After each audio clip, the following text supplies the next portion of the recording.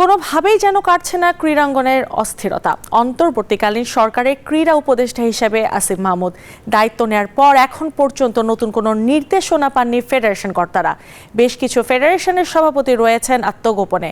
ক্রীড়া মন্ত্রণালয় থেকে সুনির্দিষ্ট নির্দেশনা না থাকায় থমথমে অবস্থায় বিরাজ করছে সেগুলো জায়গায়। ক্রিকেট ফুটবলের বাইরে ফেডারেশনগুলোতে এমনটাই বলছেন বিভিন্ন ফেডারেশনের কর্তারা। বাংলাদেশ জাতীয় ক্রীড়া পরিষদের সর্বশেষ তথ্য অনুযায়ী দেশে ক্রীড়া ফেডারেশন, অ্যাসোসিয়েশন ও সংস্থা রয়েছে ৫৫টি। সবগুলোর দেখাশোনা করে বাংলাদেশ যুব ও ক্রীড়া মন্ত্রণালয়। তবে সরকার পরিবর্তন হওয়ায় ফেডারেশনগুলোতে বেড়েছে অস্থিরতা। Bangladesh Olympic Association, football federation ও ক্রিকেট বোর্ড ছাড়া বাকি সবগুলোর সভাপতি সরকার মনোনীত। মন্ত্রী, সংসদ সদস্য, ব্যবসায়ী, আমলা ও রাজনীতিবিদরা বিভিন্ন ফেডারেশনের দায়িত্বে।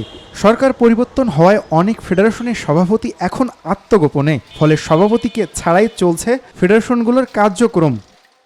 সভাপতি এখন সেক্ষেত্রে যেহেতু পদ পরিবর্তন, দীর্ঘদিনের অনুপস্থিতি, সবকিছু মিলিয়ে আমাদের স্পন্সরেরও ঘাটতি। টোটাল এখন সবচেয়ে বড় সমস্যা হলো আমাদের আর্থিক সমস্যা।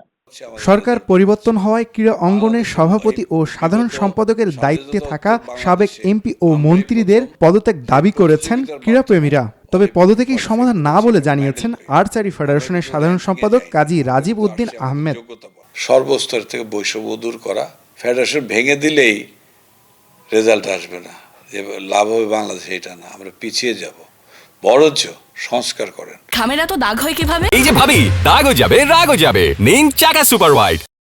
হকি, সাঁতার, দাবা, ভারোত্তোলন, শুটিং সহ বেশ কয়েকটি ফেডারেশনের সভাপতি, বিভিন্ন সার্ভিসেস সংস্থার শীর্ষ কর্মকর্তারা, যেখানে অবশ্য অস্থিরতা সেভাবে নেই। তবে সরকার পরিবর্তন হয় কিভাবে চলবে ফেডারেশন, সে দিক নির্দেশনা এখনো পায়নি তারা। অবকাঠামোর সমস্যা, আমরা নতুন যে উপদেষ্টা মহোদয় আছেন তার যখন আমরা সুযোগ পাবো তাকে আমরা এই বিষয়টা সুন্দরভাবে উপস্থাপন করব। ফেডারেশনগুলোর অস্থিরতা কমাতে যুব ও ক্রীড়া মন্ত্রণালয়ের পরবর্তী পদক্ষেপের অপেক্ষায় তারা। আসমাউল মোত্তাকিন, নিউজ 24, ঢাকা।